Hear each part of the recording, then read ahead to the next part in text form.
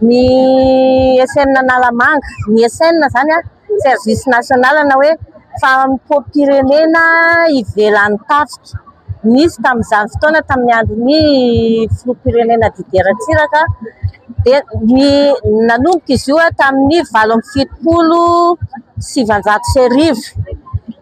770 tsy nisy ny tenu fa nanomboka teo amin'ny 770 no nisy ny tenu ka hatramin'ny 770 ny farana ny formation ny SN.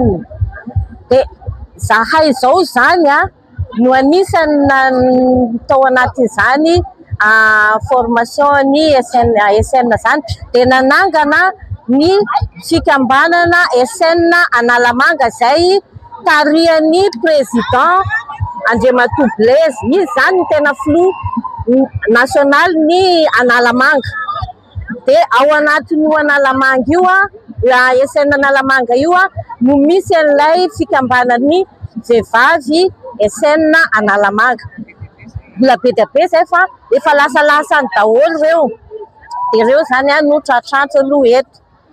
Izahay dia anisan'ny mandray anjara ny SN Analamanga amin'ny fampivoarana, fampandrosoana ny firenena, manao asa sosialy izahay ary manampy ireo izay sahirana. Ohatra zany hoe zay zao ireo toby manana zaza sahirana dia manome fanampiana an'ireo zahay. Zahay koa rehefa misy ilainanay dia eto amin'ny firenena dia vonina hatrany zay satria zahay efa nitsangana ara-panjakana. Izaho moa zany no tendrena hitondra ny vehivavy ny SN Analamanga dia mandray anjara mavitrika amin'ity andron'ny varomarsa ity.